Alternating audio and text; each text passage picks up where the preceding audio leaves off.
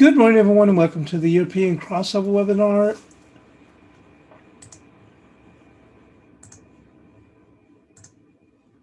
And we did see indices pull back yesterday and saw a rebound, but then slide back in Asian trading.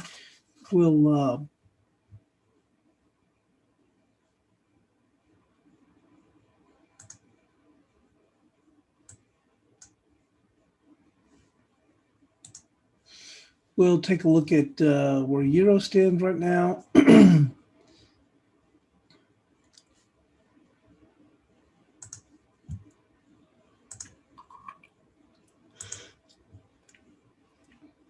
We'd seen that Euro we had that as our bias chart resistance. Remember that 21.59? They finally got above that, but just a little bit, and then they sold off, and then we saw follow through yesterday. We're just kind of moving up a little bit higher, which we're looking for in our resistance. Our analysis today, I think we're looking for about 20.95 or something like that as far as resistance. And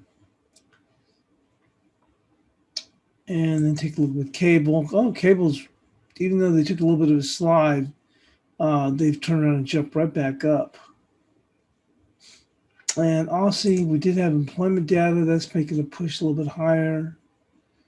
And dollar index is already starting to slide back. It looks like it's quaint little rally has turned out to be just that, quaint. And as I mentioned, we did get indices pulled back. Also,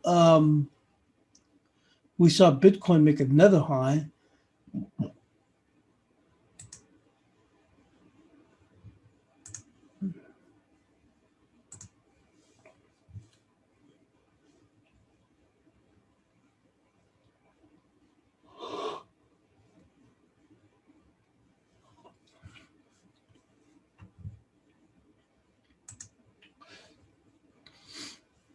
I thought we would have, from here, this part, we would have paired back because we did even reach the 161%, and we just simply haven't. And maybe, okay, we reassert ourselves there, and then we pull back, and wow, this thing is just unsustainable. Initially I thought on that first run, I thought there was a chance it was going to make it up. We'd make in this area when we finally got up there, we'd make a fast run up to about 52-ish. And then we'd come back, and then we actually came up in here, and then we slid back, and then we came here, and then we diddle-daddled, and I thought we would have jumped up real quick, hit the stops above $50,000, and then paired back, and it's still holding its own up here. Bit of a surprise here.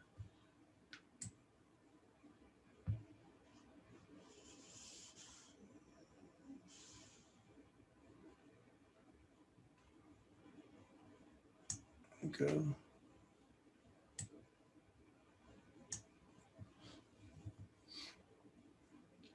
And so taking a look at indices, we did see this pair back. Looks like we do have a bit of a head and shoulders here starting to form. Although generally the right shoulder is not that high, but we'll see. But looks like it's kind of starting to form. And just a quick look at the S&P. Almost a similar setup too. If you look at that on the 2-hour chart.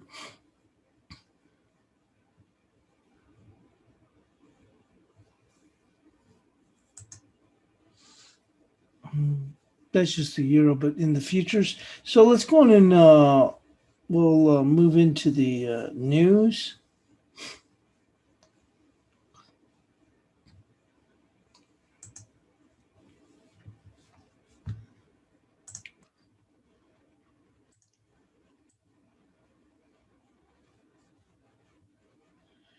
So the Aussie dollar holds ground and hits a 2-year high on the euro.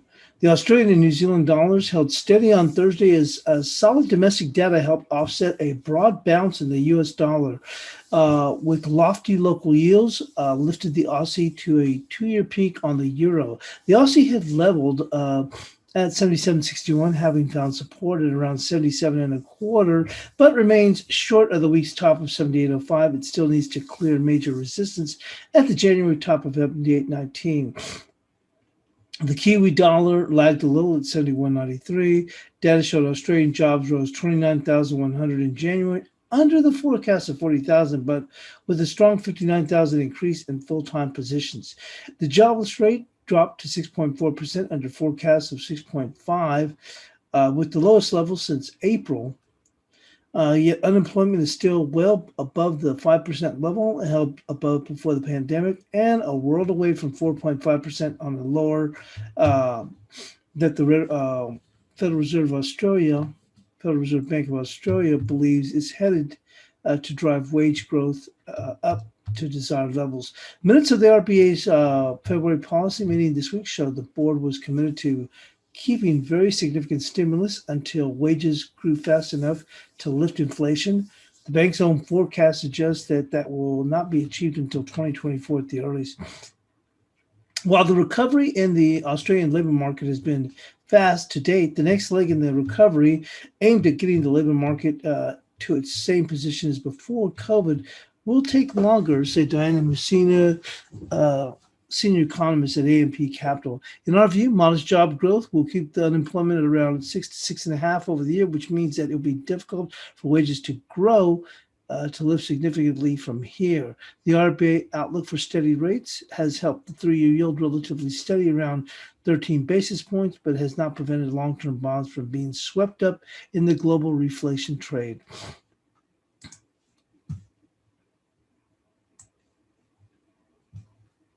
And Bitcoin soars to new highs above 52,000. Sustainability concerns rise. Bitcoin surged to yet another record high on Wednesday, a day after the virtual currency vaulted to $50,000 hurdle, even as analysts warned against the sustainability of such prices amid elevated volatility. The world's biggest digital currency, with a market capitalization of over 900 billion, hit a record 52,577, fueled by signs it's winning acceptance among mainstream investors and companies such as Tesla. Despite the flurry of mainstream acceptance this year, some analysts warned that Bitcoin was far from becoming a widely used form of payment. Bitcoin presently is not an efficient manner for high volume transacting. It's certainly not a store of value, and its price volatility of 80% is a dozen times higher than the euro and sevenfold of the Russian ruble, said Harley Bassman, managing partner Simplify Asset Management. That said, it's perfectly legitimate speculative asset, quite similar to the Dutch tulips in 1636. Will it meet the same fate? That is unclear. As such, size your risk appropriately. Dutch tulips in the 1600s reached extraordinarily high levels before dramatically collapsing in 1637. Bitcoin has risen eightfold since last March and has added more than 700 billion in market value since September. JP Morgan questioned the magnitude of the jump on the back of a total flow of 11 billion from institutional investors. Its limited supply based on miners producing a set number of coins is set to holders charging a premium on Bitcoin coming to the market. Bitcoin will be very volatile for a very long period of time, but what's occurring with the central banks is an attraction based on macroeconomics. As I look at the news, Morgan Stanley, Paul Tudor Jones, Stanley Druckenmiller, who couldn't be more traditional, are all exploring or investing in the Bitcoin from a diversification standpoint. That it seems Bitcoin is here to stay, even if it drops back to the 30 or 20,000. BlackRock's chief of global fixed income, Rick Ryder, told CNBC on Wednesday the world's largest asset manager that has started to dabble a bit in Bitcoin. Anthony Scaramucci, founder and managing partner of the hedge fund Skybridge and former communications director under Donald Trump administration, also told CNBC on Wednesday he sees Bitcoin hitting 100,000 per unit before a year's in, citing supply and demand. Skybridge is also invested in Bitcoin. Currently, around 78% of the issued Bitcoin are either lost or being held with very little intent to sell. That leaves more than 4 million Bitcoins to be shared among future market entrants, including large institutional investors such as PayPal, Square, S&P 500 companies, exchange-traded funds, blockchain data provider Glassnode said. So Yes, it's had a pretty good run. And lastly, with the dollar. Dollar buoyed by U.S. recovery hopes. The dollar held its ground Thursday after its first back-to-back gains in 2 weeks. Upbeat data bolstered by the U.S. economy would recover from the coronavirus pandemic. Investors expect a further boost from Joe Biden's proposed $1.9 billion package,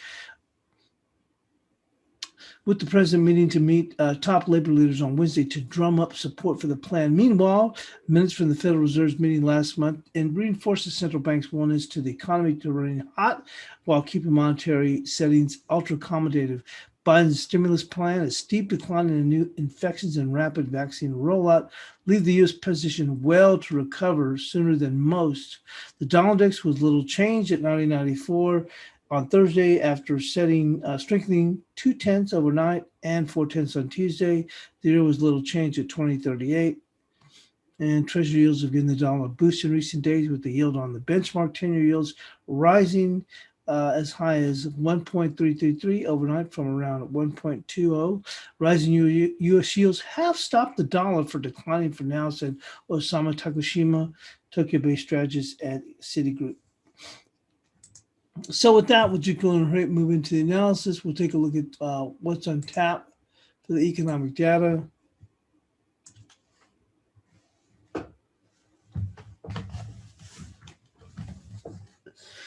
So we do have building permits at 8:30 Eastern, along with housing starts, import-export prices, and initial jobless claims. Also, boy, we have a slew. We also have Philly Fed Business Index. That'll be out with employment, prices paid, new orders. So quite a bit of data will be hitting right here at 8:30 Eastern.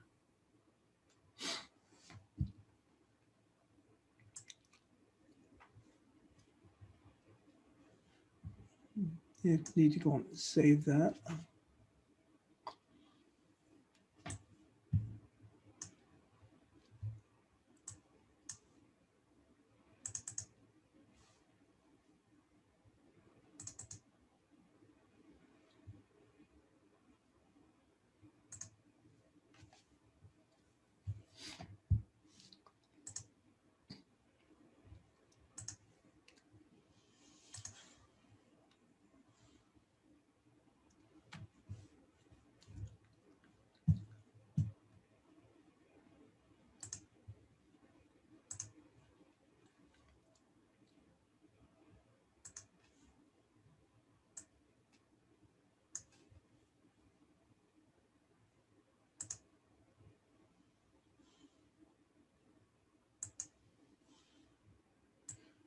So the euro, after rallying above 21.59 on Tuesday, only to close below 21.06, filed lower on Wednesday, closing at 20.42. The pair may work higher on Thursday, but resistance will be 20.95 with support at 20.10.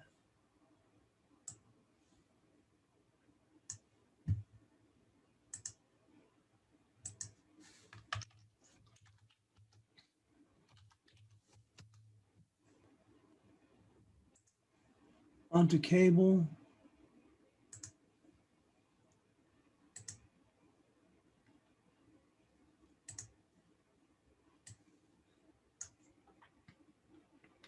Cable saw a downtick on Thursday from 39 even.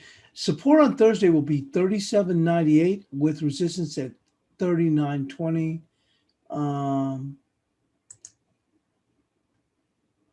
Yeah, it went to 39.24, so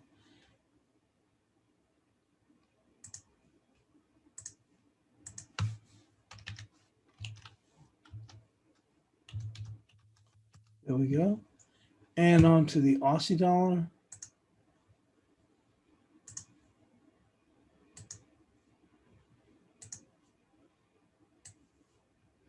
So the Aussie resistance on Thursday will be 77.85 with support at 77.13. Blake had put some notes on there. I guess he put some notes with the employment report, so that's why I just only listed just the support and resistance. So looking at support at 77.13. and resistance at 77.85. And on to the Kiwi.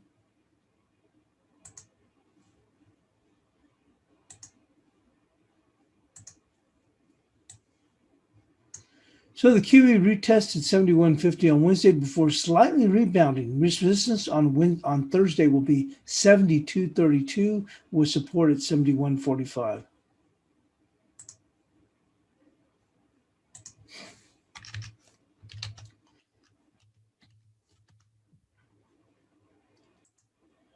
And on to the dollar CAD.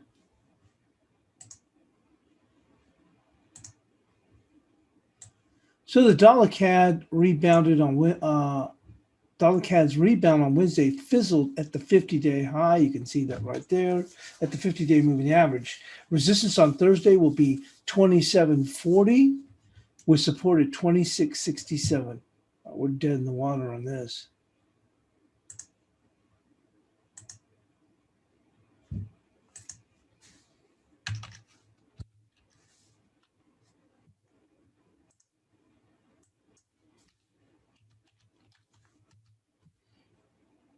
And onto the peso.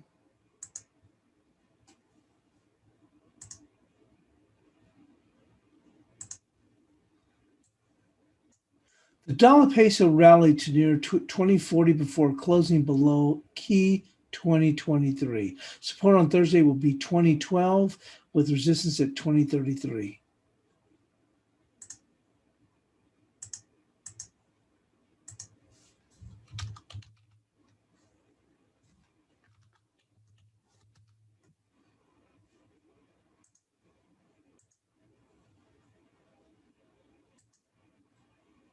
Onto the dollar yen.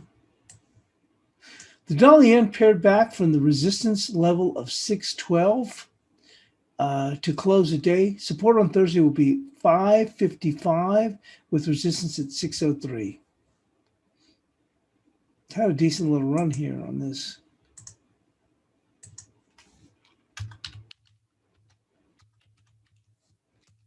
And I guess we can start to move this now to bullish.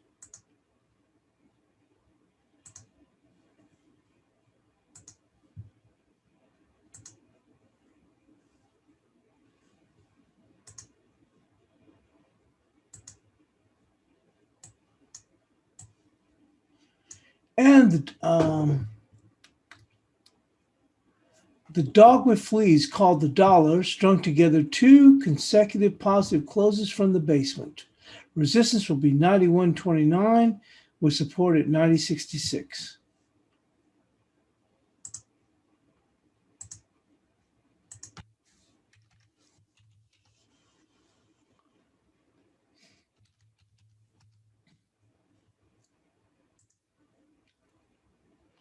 And on to the cross rates. Take a look at the Kiwi yen. Not really a whole lot of change. We kind of ran up here. We dipped. So resistance is going to be this close right there, which would be 76.39. And support.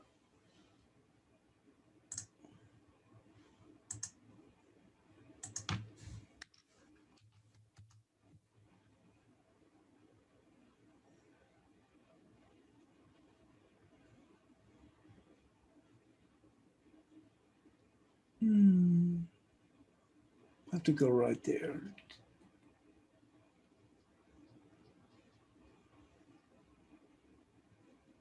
$75.64.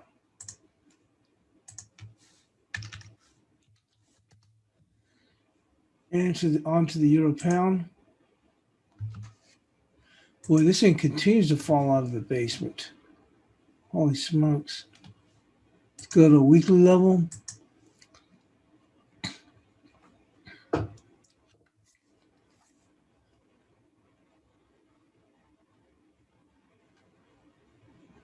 Well, that's it right there. 85.55. Seems like it would go much further than that. I mean, 86.55. But that will be some support.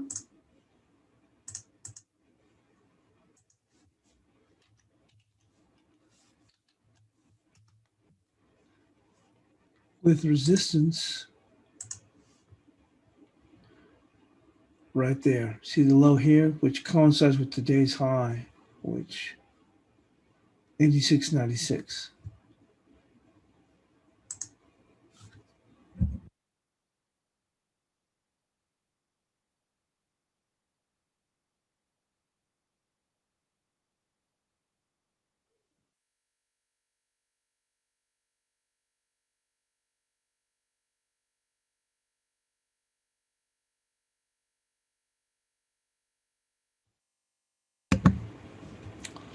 And onto the euro odd.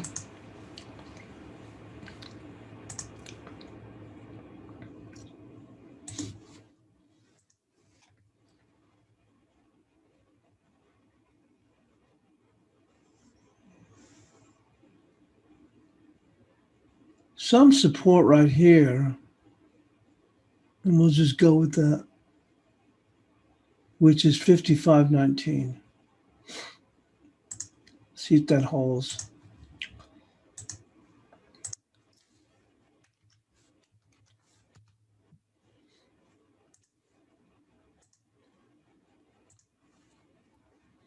And resistance, the low before, the day before, that low.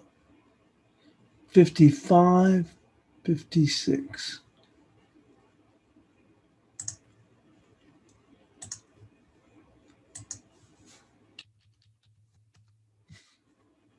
Onto the Euro Kiwi.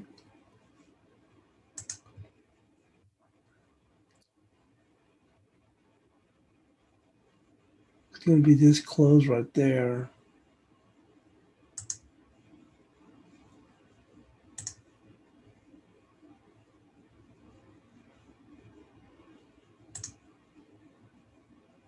That's actually the low for the day, 66.75.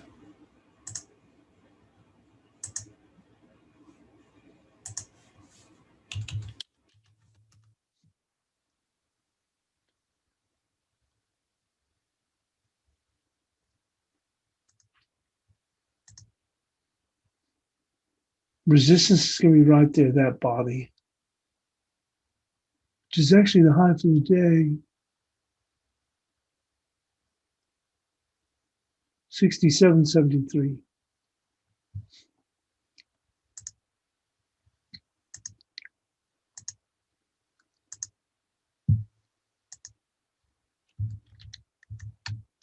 Onto the LCN.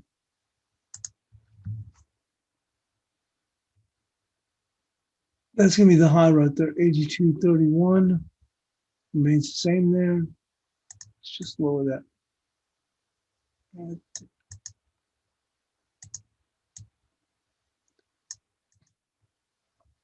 And support going to be yesterday's low, 81.74.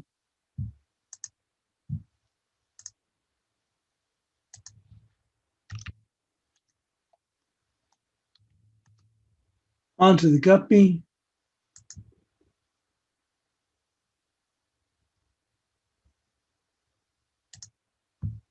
The high for right now is going to be the close from the day before yesterday, which is 47.41. Boy, this thing doesn't want to let up.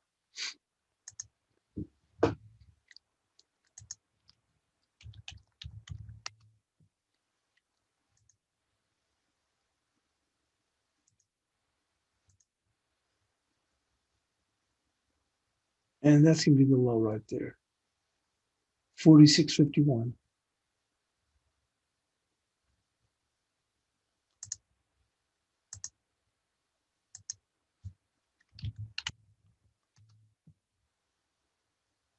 And lastly, with the sterling odd,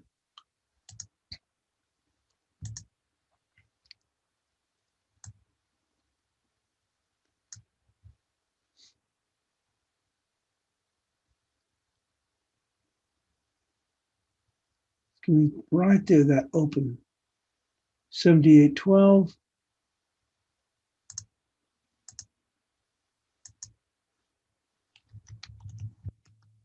And resistance is just going to be this close right there,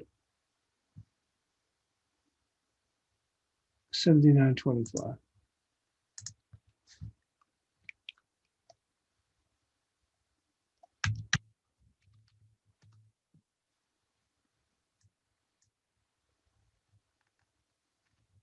And that'll do it here with the bias chart.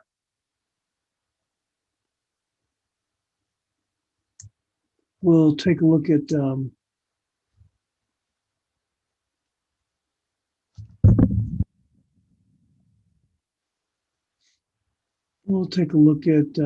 couple of markets.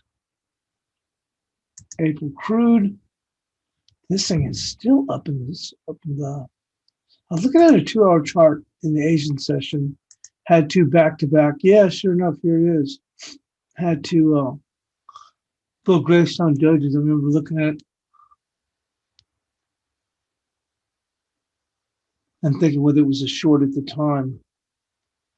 We've pared back a little bit.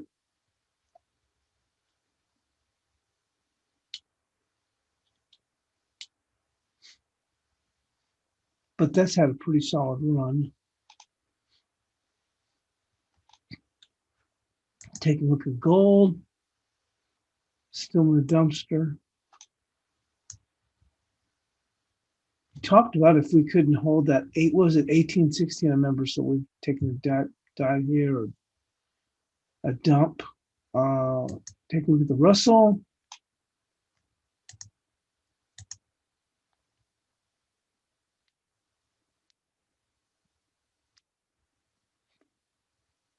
Looking a little bit long in the tooth.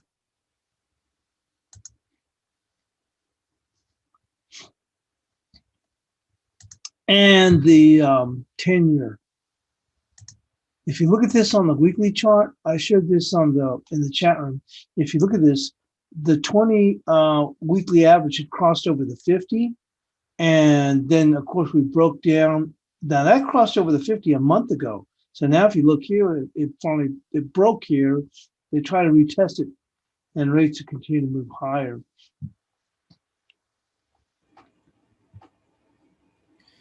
And of any notable markets, we'll take a look at the daily.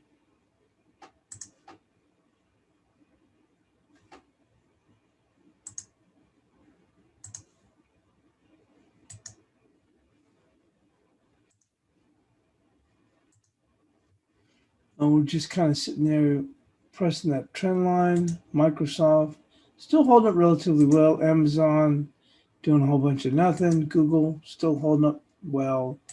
NVIDIA, Facebook, not doing anything. We're just stuck in the middle. That's why I just don't put much more focus anymore on the Fang Man.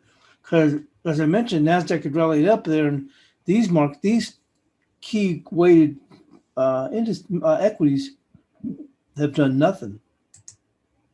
Not all of them, but for the most part. Now, look at Netflix. If you looked at this, you would have known that we went to all-time highs a few days ago. Look at that. We're just still sitting here in the middle of nowhere. Tesla. And then we'll take a look at the pandemic plays, Peloton, PayPal. PayPal still showing. That thing is just bananas. Look at that.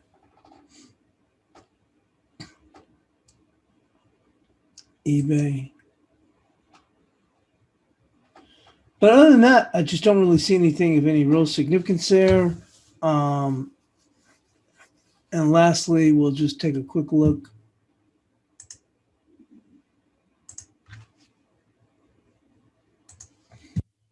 You can see here, we did get that rebound back, and I talked about this. There's that went right to the 50% in Asia, and then we rolled over. Tried to pop back up, rolled over again. Certainly looks like we want to go on and push much lower. If we do, looks like it'd be right here.